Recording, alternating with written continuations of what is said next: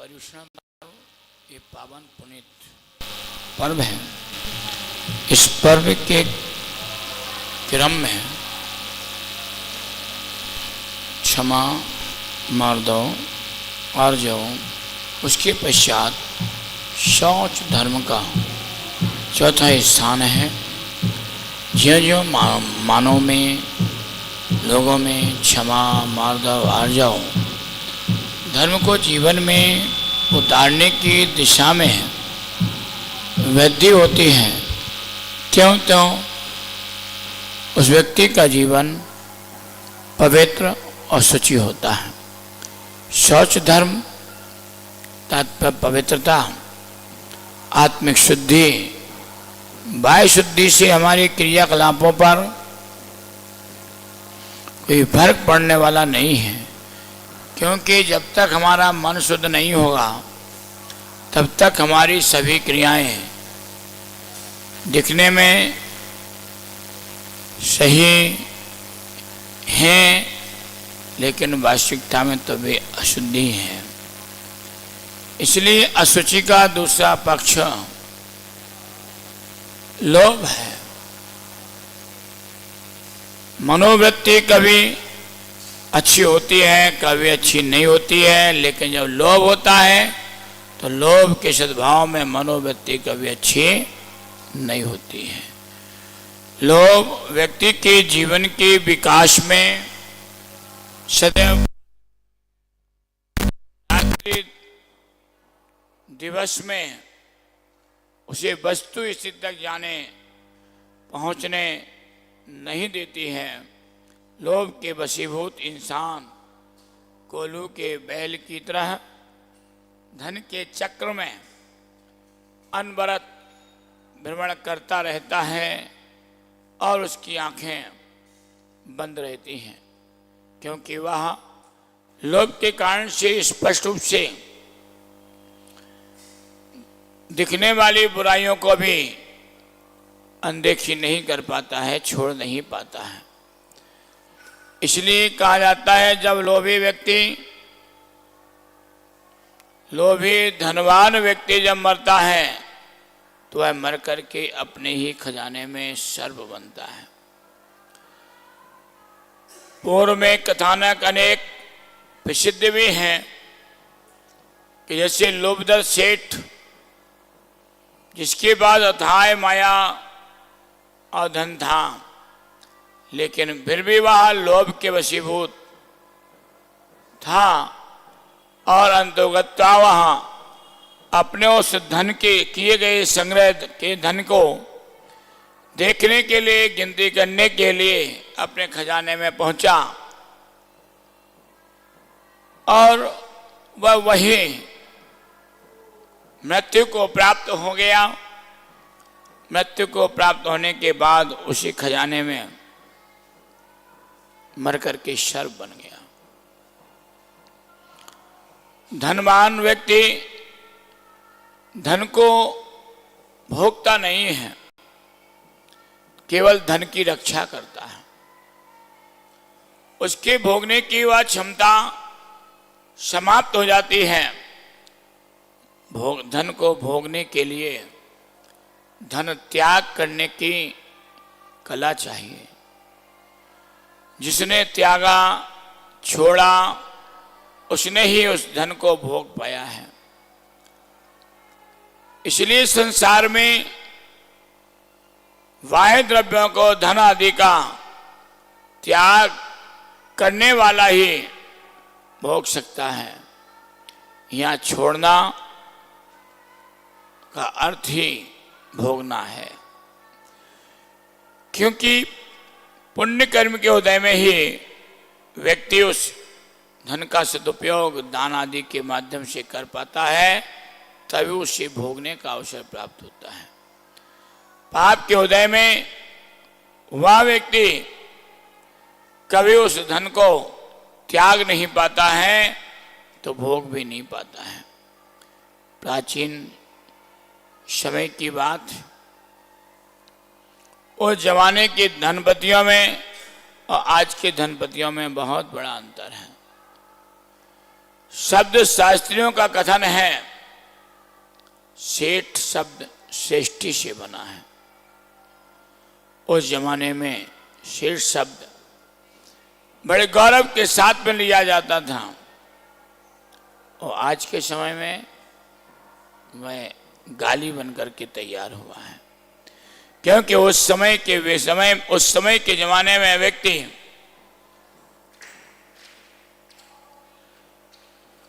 आचरण के साथ में धनवान हुआ करता था, और जिनका आचरण श्रेष्ठ होता था वे ही श्रेष्ठी कहलाते थे। जिनके भीतर, जिनके अंदर आत्मिक संपन्नता हुआ करती थी, वे ही श्रेष्ठी कहलाया करते थे। बाहर का धन तो ठीक है, होता है, रहता था, है भी, लेकिन अंतरंग में वह श्रेष्ठ आचरण को करने वाले नहीं हैं, तो वे वास्तविकता में श्रेष्ठी नहीं कहलाते हैं। भीतर का धन श्रेष्ठ आचरण संतोष है। कहा जाता है, जब आवे संतोष धन सब सुख सुलभ हुए। जब संतोष धन व्यक्ति के पास आ जाता है, तब वह व्यक्ति सारे संसार के धनों को प्राप्त कर लेता है और सबसे बड़ा रईस बन जाया करता है। कहा भी है, रईसी दिल में होती है, जर से नहीं। सच में संतोष बहुत बड़ी संपदा है। जिसके दिल में रईसी है, जो दिल से बड़ा है, उसके हृदय में ही संतोष हुआ करता है। और वह संतोष धन को जब प्राप्त कर लेता है, तो निश्चित अपने जीवन को श्रेष्ठ निर्मलता को प्राप्त कर लेता है। किसी ने कहा है, संसार में 4 स्थान कभी व्यक्तियों के भरे नहीं गए हैं। पहला स्थान, नंतर नदियों में बहने वाला जो जल है, नदियों में गिरने वाला जो जल है, नदियों में कितना भी जल को गिरा दो, वे नदियां कभी तृप्त नहीं हो पाई। दूसरा, अनेक बार खाते रहने पर भी उधर से कभी तृप्त नहीं हुआ। तीसरा, हजारों मृत शरीरों को भस्म करके भी शमशान घाट कभी तृप्त नहीं हुआ। चौथा, तृष्णा का गड्ढा कभी भरा नहीं जा सकता। इनकी कितनी भी पूर्ति करो, लेकिन ये कभी पूरे नहीं होते हैं। इसलिए आचार्य भगवंत ने कहा, जीवन में यदि सारभूत वस्तु है तो वह है संतोष। संतोष धन को व्यक्ति यदि प्राप्त कर लेता है तो वह तृप्त होता है। इसलिए लोभ जितना प्रबल होता है, क्रोध, मान, माया आदि की जड़ें उतनी ही गहरी हुआ करती हैं। क्योंकि लोभ करने पर पुण्य रहित मनुष्य द्रव्य को प्राप्त नहीं कर पाता है, और लोभ रहित व्यक्ति पुण्यवान धन को। जो व्यक्ति श्रेष्ठ मुनि अपनी इच्छाओं पर नियंत्रण कर लेता है, वह वैराग्य रूपी विचारों से सहित होता हुआ समीचीन आचरण करके उत्तम शौच धर्म को प्राप्त कर लेता है। यदि संसार में सब बुराइयों की जड़ है, तो वहां केवल एक लोभ है।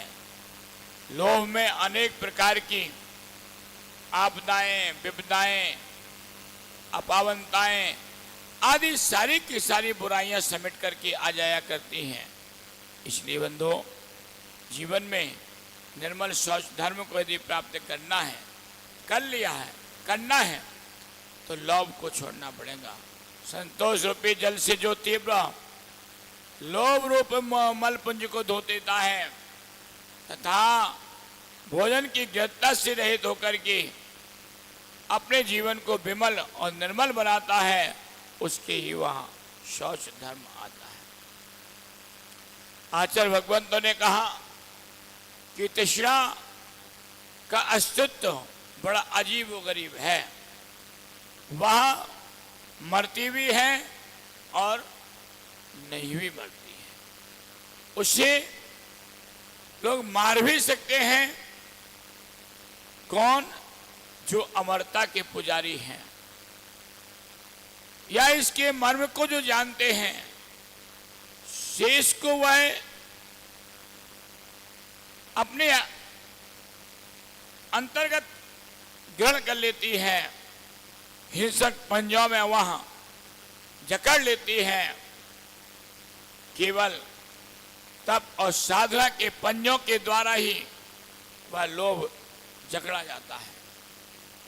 इसलिए हे आत्मन, तृष्णा को त्यागो, क्षमा का सेवन करो, मद को छोड़ दो, पापों से प्रीति मत करो, सत्य बोलो, साधु के पद चिन्हों पर चलो, विद्वानों की सेवा करो, माननीयों का मानकर शत्रुओं को भी प्रसन्न रखो, अपने गुणों की प्रसिद्धि, अपनी कीर्ति का पालन, दीन दुखियों पर दया रख करके रखने वाले ही महापुरुष कहलाते हैं, सत्पुरुष कहलाते हैं।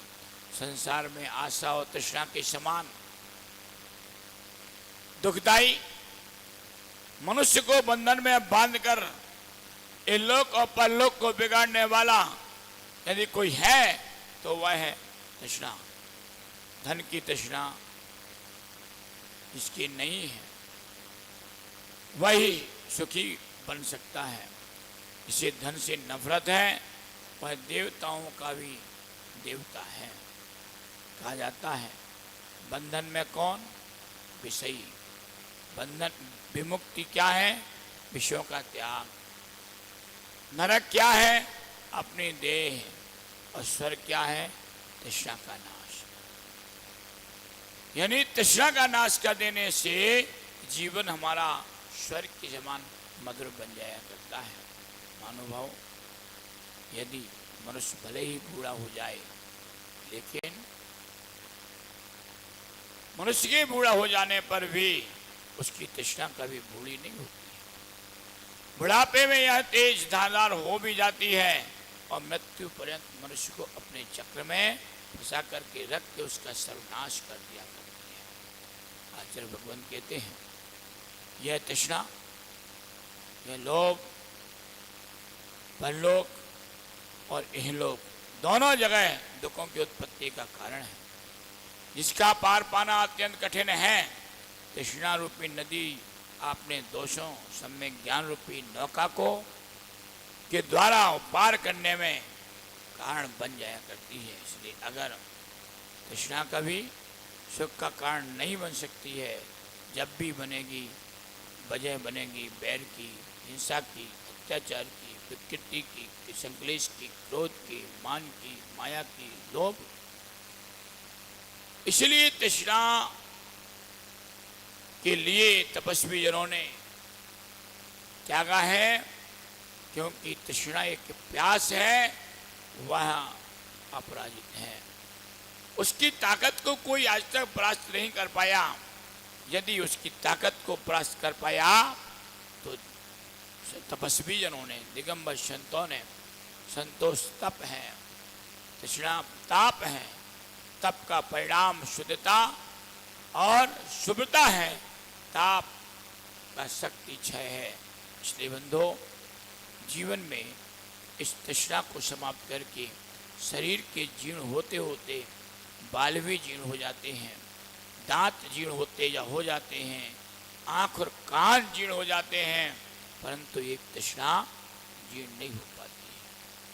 वह तृष्णा जवान ही रहती है, इसलिए कभी उस पर काल का प्रभाव भी नहीं पड़ पाता है। एक बार की एक घटना याद आती है। एक व्यक्ति एक दुकान पर पहुंचा, उसने दुकानदार से नारियल मांगा। दुकानदार ने वह नारियल उसे 5 रुपए का बतलाया। उस व्यक्ति ने पूछा 4.5 में नहीं दोगे? उस व्यक्ति ने कहा 4.5 में लेना है तो बगल के गांव में पहुंच जाइए, उस गांव में मिल जाएगा। वो व्यक्ति 50 पैसे बचाने के लिए बगल के गांव में पहुंचे। उस गांव में उसे 4.5 रुपए का नारियल बताया। उसने कहा 4 रुपए में नहीं दोगे? उसने कहा बगल के गांव में पहुंच जाओ। और उस बगल के गांव में पहुंच गया, वहां पर उसे 4 रुपए का नारियल बताया। उसने कहा 3 रुपए में नहीं दोगे? बोले 3 रुपए में नारियल लेना है तो आप मुंबई पहुंच जाइए। मुंबई पहुंच गया। मुंबई पहुंचने के पश्चात वहां उसने नारियल पूछा 3 रुपए। उसने कहा 1 रुपए में नहीं दोगे? तो उस दुकानदार ने कहा 1 रुपए में लेना है तो समुद्र के किनारे पहुंच जाइए। समुद्र के किनारे वह 1 रुपए मिल जाएगा। समुद्र के किनारे वह पहुंचा तो वह व्यक्ति समुद्र के किनारे पहुंचने के पश्चात दुकानदार से बोला नारियल? उसने कहा 1 रुपए में। उसने कहा अरे बगल में लगे हैं, 1 रुपए भी तुम लोगे? उसने कहा फ्री में चाहिए तो नारियल के पेड़ पर चढ़ जाइए। वह व्यक्ति नारियल के पेड़ पर चढ़ गया। आपको मालूम है कि नारियल का डंठल बड़ा कठोर होता है। जब उसने उस नारियल को पकड़ करके वहां तोड़ने लगा तो वह टूटा नहीं, लेकिन वह उस पर लटक गया। उसके पेड़ से छूट गए। अब वो सोचने लगा कि मेरे हाथ छूट जाएंगे तो मैं गिरूंगा तो मृत्यु को प्राप्त हो जाऊंगा। अचानक वहां से एक हाथी वाला निकला। उसने हाथी वाले को आवाज दी। हाथी वाले ने कहा मैं उतार तो लूंगा लेकिन मुझे क्या दोगे? उसने कहा मेरे पास 100 स्वर्ण मुद्राएं हैं, वो दे दूंगा। ठीक है। हाथी वाला उसके पेड़ के नीचे हाथी खड़ा करके उसे पकड़ने लगा। थोड़ा कम पड़ गया। उसने उसे उछल करके उसको पकड़ने की कोशिश की। उछलने पर उसका पैर तो पकड़ में आ गया लेकिन हाथी आगे बढ़ गया। थोड़ी देर में घोड़ा वाला आया। दोनों ने आवाज घोड़े वाले को लगाई। घोड़े वाले ने कहा, घोड़े वाले से कहा अरे भाई हमें बचा लो। घोड़े वाले ने कहा हमें क्या दोगे? 100 स्वर्ण मुद्राएं देंगे। घोड़ा वाला ने कहा ठीक है। घोड़े वाले ने अपना घोड़ा भी लगाया। अब वो भी थोड़ा छोटा पड़ गया। इसे उसने भी उचक करके कूद करके उछाल लगा करके उसको पकड़ा। घोड़ा भी आगे बढ़ गया। अब घोड़ा वाला ऊपर वाले से बोलता, बोले भैया हाथ मत छोड़ देना, क्योंकि तुम हाथ छोड़ दोगे तो हम मर जाएंगे। तो ऊपर वाले ने कहा तुम हमें क्या दोगे? उसने कहा 200 स्वर्ण मुद्राएं और अपना घोड़ा भी तुम्हें दे देंगे। अब इतने में एक ऊंट वाला आया।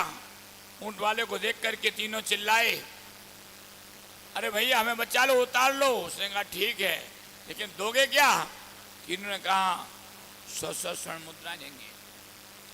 ऊंट वाला अपने ऊंट को नीचे लगाता है और वहां से वो भी कम पड़ गया। उसने भी उछल करके उन्हें पकड़ने की कोशिश की। अब तीनों पकड़ लिए लेकिन ऊंट भी आगे चलता बना। देखिए, एक नारियल की कीमत कम कराने की वजह से, उसकी लोभ की भावना से वह व्यक्ति कहां से कहां तक पहुंच गया। कुछ पाने के भाव से हाथी वाला, घोड़ा वाला, ऊंट वाला भी वहां पर फंस गया उस लोभ के कारण से। इतने में ऊपर वाला बोले भाई हमारे हाथ भारी हो रहे, दर्द करने वाले, छूटने वाले हैं। उसने नहीं मर जाएंगे। उसने कहा क्या दोगे? इन्होंने कहा 100 स्वर्ण मुद्राएं देंगे। हाथी वाले ने कहा अपना हाथी देंगे। घोड़े वाले ने कहा हम अपना घोड़ा भी देंगे। और ऊंट वाले ने कहा हम अपना ऊंट भी देंगे। बस इस संग्रहवृत्ति व्यक्ति के लिए जीवन में इस कहानी से हमें शिक्षा मिलती है कि इस तरह से लोभ, मूर्छा और संग्रह वृत्ति। देखिए, हाथी लोभ का प्रतीक है, घोड़ा मूर्छा का प्रतीक है और ऊंट संग्रह वृत्ति का प्रतीक है। इनके माध्यम से हमें अपने आप को जानना और समझना चाहिए कि अपने जीवन को कैसे श्रेष्ठ बनाएं, कैसे जीवन में अपने आप को उस लोभ से बच करके, संग्रह वृत्ति से बच करके शौच धर्म तात्पर्य संतोष को प्राप्त कर सकें। क्योंकि कहा जाता है the fewer our wants the nearer we resemble the gods. व्यक्ति मनुष्य जो जो अपनी इच्छाओं को कम करता है त्यों त्यों वहां गॉड्स भगवान के समकक्ष पहुंचता जाता है, देवताओं के समकक्ष पहुंच जाता है। इसी बात की पुष्टि करते हुए एक अंग्रेजी के लेखक ने कहा है कॉन्टेंटमेंट इज वियर देन वेल्थ, यानी धन से संतोष अच्छा है। यदि वास्तविकता में इस शब्द सुनने में तो बहुत अच्छे लगते हैं, इसलिए संतोष धन को ग्रहण कर लेने का प्रयत्न करना चाहिए। क्योंकि हमारे जीवन में संतोष यदि प्राप्त होता है तो हम उस मीठे फल को प्राप्त कर लेते हैं। संतोष यदि हमें प्राप्त होता है तो हम सुखद और अपनी आनंद की अनुभूति को प्राप्त कर लिया करते हैं। और यदि संतोष हमारे जीवन में नहीं आया तो हम सब कुछ समाप्त कर दिया करते हैं। आचार्य भगवंतों ने कहा है क्रोध से प्रीति का नाश होता है, मान से विनय का नाश होता है और मायाचारी से मित्रता का नाश होता है। लेकिन तीनों से तो एक एक चीज का ही नाश होता है, लेकिन लोभ से, तृष्णा से, इच्छा से हमारी संपूर्ण अच्छाइयों का नाश हो जाता है। संतोष यद्यपि कड़वा वृक्ष जरूर है, लेकिन इसका फल बड़ा मीठा और लाभदायक है। इसलिए इस मीठे और लाभदायक फल को प्राप्त करने का भाव अपने जीवन में बनाइए। क्योंकि मनुष्य यदि संतोष धन को प्राप्त कर लेता है तो संपूर्ण दोषों को शांत करने के लिए उस मेघ की वर्षा के समान हो जाया करता है। इसलिए तो जैसे अग्नि को वह मेघ की वर्षा समाप्त करती है, इसी प्रकार से संतोष हमारी तृष्णा को समाप्त कर देती है। और उस संतोष के माध्यम से जीवन को पवित्र बनाइए। कहा है तन को नहीं मन को मांझना होगा, तन को नहीं मन को मांझना होगा। इस आत्मा में लगी लोभग्रता को इस आत्मा में लगी लोभग्रता की काई को हटाकर सुचित धाम संतोष का अंजन आईना होगा। इसी से हमारे जीवन में श्रेष्ठता की प्राप्ति होगी। क्योंकि कहा है यदि हमारे मन में धारणा बन जाए, भावना में धारणा बन जाए, विचारों में धारणा बन जाए तो जो प्राप्त है वही पर्याप्त है। इन दो शब्दों को यदि व्यक्ति अपने जीवन में आचरण में उतार लेता है तो वही वास्तविक बेसाम सुख देने वाला बन जाता है। इसलिए आइए इंसान को करने के लिए, प्राप्त करने के लिए केवल उपयोग है और उस उपयोग को प्राप्त करो, संतोष को प्राप्त कर लोगे, निश्चित है आनंद की अनुभूति में डूब जाओगे। भगवान महावीर स्वामी की